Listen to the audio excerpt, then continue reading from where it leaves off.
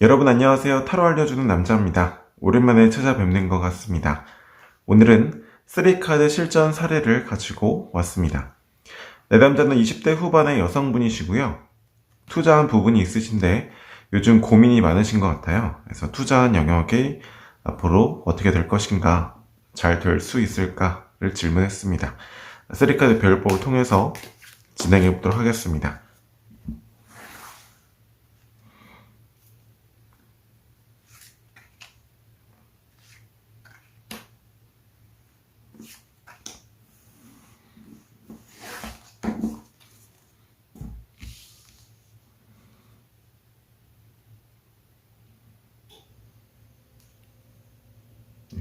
카드 3장을 뽑았고요.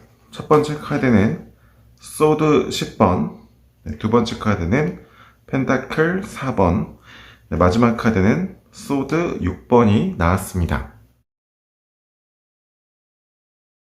구체적인 리딩에 앞서서 전체적으로 어떤 카드들이 나왔는지 살펴보는 것도 타로카드 해석에 있어서 좋은 리딩 습관이 될 수 있는데요.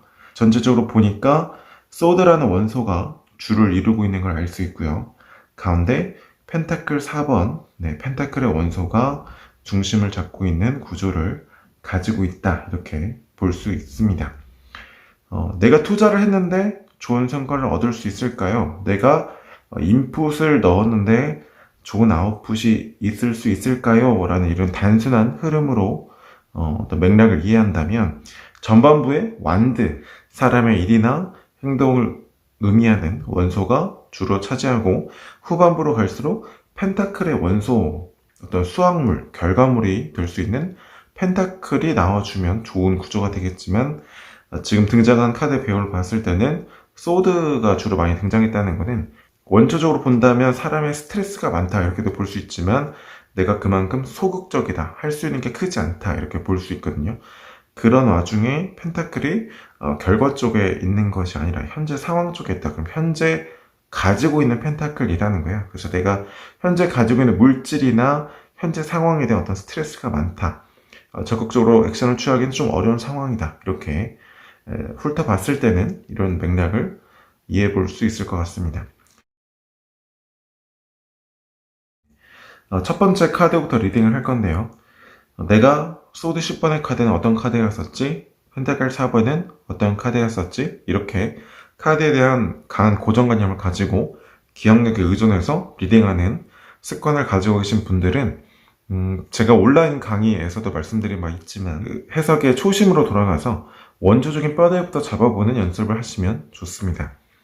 마르세유 계열이라는 카드의 부류도 있지만 웨이트 계열의 타로는 친절하게 그림으로 설명이 되어 있잖아요. 그래서 그림을 보고 그림이 가지고 있는 뼈대를 먼저 잡아보는 것도 해석의 악습관을 탈피할 수 있는 좋은 팁이 되니까요. 한번 다시 초심으로 돌아가서 리딩을 해보시면 좋겠습니다. 첫 번째 카드 소드 10번 보니까 10이라는 건 타로 카드 수비학에서 봤을 때 더 이상의 가능성이 없는 끝에 다다른 거거든요. 그런데 사람이 누워있고요. 그 위에 끝에 다다른 생각들이 나를 짓누르고 있고 공격하고 있어요. 그 얘기는 무슨 얘기냐? 누워있다라는 거는 우리가 물론 죽어있다, 죽어있는 사람이다 이렇게도 볼 수 있겠지만 그 전에 원초적으로 그냥 누워있다라는 걸 생각해 보면 적극적인 행동을 취할 수 없는 굉장히 아무것도 할 수 없는 상태라는 걸 말하는 거잖아요. 상식적으로 생각했을 때 그런 상황에 이르렀는데 그런 원인이 내 생각들 때문이라는 거예요. 스트레스다. 그만큼 스트레스가 많다 이렇게도 볼 수도 있겠지만 다른 한편으로 본다면 뾰족한 수가 없다는 거예요.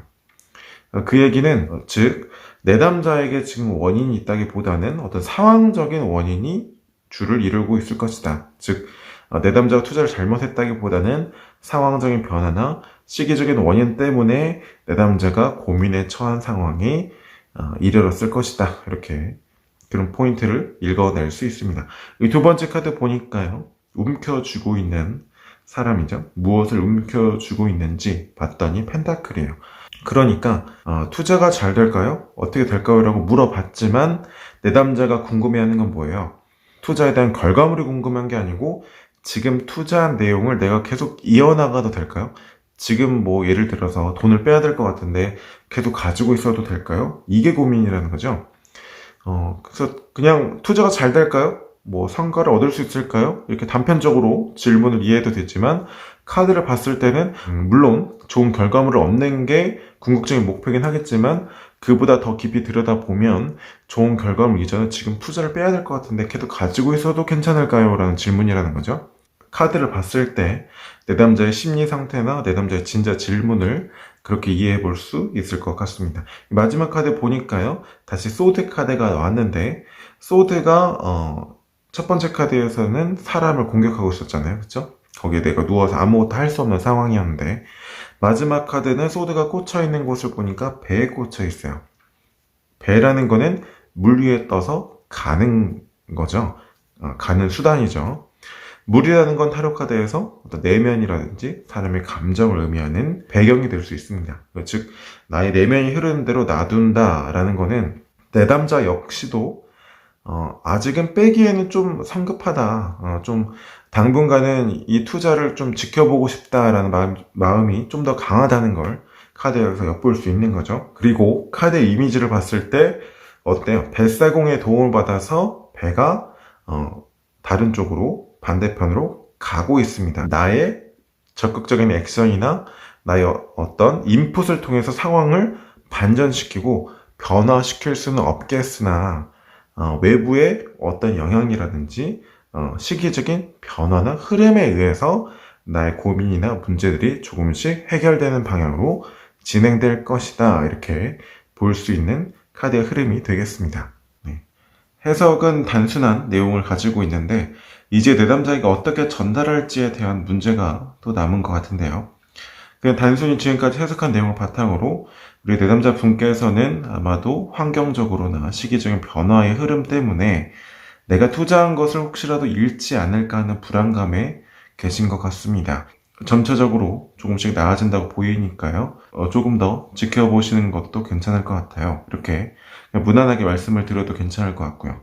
혹은 어쨌든 이분께서 지금 할 수 있는 게 없는 거잖아요. 그리고 마땅히 뾰족한 수를 해결할 수 있는 것도 아니기 때문에 지금 현재로 봤을 때 내가 스스로 문제를 해결해 나가거나 판단할 수 있는 수가 크지 않기 때문에 눈앞의 이익만을 바라보고 단기적으로 보기보다는 내가 판단할 수 있는 것 이상으로 장기적인 관점으로 기다리는 것도 좋은 방법이 될 것 같습니다. 이런 식으로 해석한 카드의 내용을 역으로 추론해서 전달하는 것도 좋은 방법이 될 수 있을 것 같습니다.